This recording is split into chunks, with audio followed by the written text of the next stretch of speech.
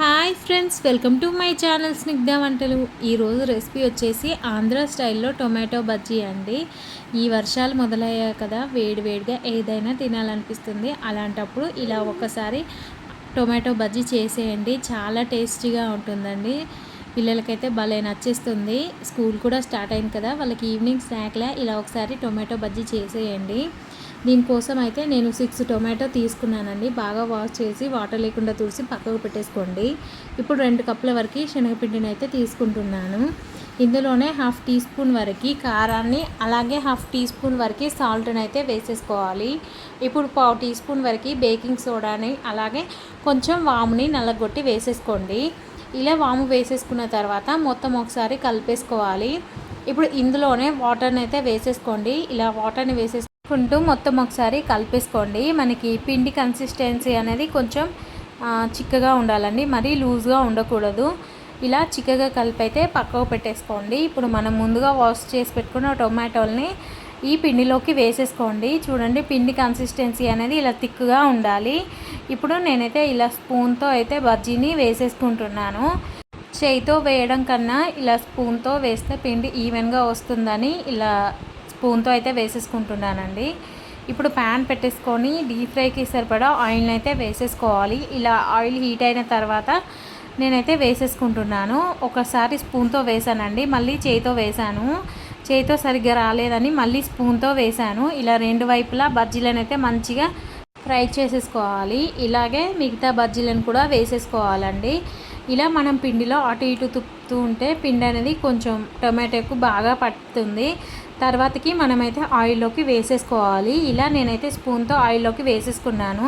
పైన కొంచెం పిండి పట్టలేదని మళ్ళీ పిండి వేసేసాను. టొమాటోపై షేప్ అయితే సరిగ్గా రాలేదండి, కానీ టేస్ట్ చాలా బాగా వచ్చింది. ఇలా ఆయిల్లోకి వేసేసుకున్న తర్వాత రెండు వైపులా మంచిగా ఫ్రై చేసేసుకోండి. ఇప్పుడు ఇదే ఆయిల్లోకి 1 కప్పు వరకు లావు అటుకులను అయితే వేయించేసుకోవాలి. ఈ టొమాటో బజ్జీలోకి పేలాలు వేస్తుంటారు కదా, నా దగ్గర లేవండి, అందుకే నేనైతే ఇలా లావు అటుకులతో చేసుకున్నాను. ఇలా అటుకులు వేసుకున్న తర్వాత వెంటనే తీసేయండి, మనకి అటుకులు అనేవి తొందరగా ఫ్రై అవుతాయి. ఇలా అటుకులు తీసి పక్కకు పెట్టేసుకోండి. మనం టొమాటో బజ్జీ చేసేసుకున్నాం కదా, ఇప్పుడు వాటిని అయితే మధ్యలోకి కట్ చేసేసుకోవాలి. కట్ చేసుకున్న వెంటనే ఈ లోపల ఉన్న టొమాటో స్టఫ్ని అయితే తీసేసుకోండి. ఈ టొమాటోని తీసేసుకొని ఒక గిన్నెలోకి అయితే వేసేసుకోవాలి. ఇప్పుడు మెత్తగా అయితే స్మాష్ చేసేసుకోండి, లేదంటే చిన్న చిన్న ముక్కలుగా కట్ చేసుకున్నా పర్లేదు. నేనైతే ఇలా మెత్తగా నలగొట్టేసుకుంటున్నాను. ఇలా టొమాటో మొత్తం నలిగిపోయిన తర్వాత మనం ఫ్రై చేసి పెట్టుకున్న అటుకులు, అలాగే 2 మీడియం సైజులో ఉన్న ఆనియన్స్, అలాగే కొంచెం కొత్తిమీర, 1/2 టీ స్పూన్ వరకు కారం, అలాగే 1/2 టీ స్పూన్ వరకు ఉప్పు, 1/4 టీ స్పూన్ వరకు చాట్ మసాలా వేసేసుకుంటున్నాను.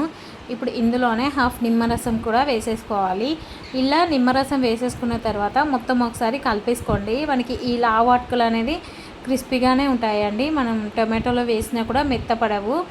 ఇలా ఒకసారి అయితే కలిపేసుకోండి. ఇలా కలిపెట్టుకున్న స్టఫ్ని మనం ముందుగా చేసి పెట్టుకున్న బజ్జీల్లోకి అయితే పెట్టేసుకోవడమే. ఇలా బజ్జీలు అయితే మనం ప్లేట్లోకి పెట్టేసుకుంటున్నాను. ఇప్పుడు మనం చేసి పెట్టుకున్న స్టఫ్ని ఈ బజ్జీల్లోకి అయితే పెట్టేసుకోవాలి. స్టఫ్ని ఇలా పెట్టేసుకున్న తర్వాత పైన గార్నిషింగ్ కోసం కొంచెం కొత్తిమీరని అయితే వేసేసుకోవాలి.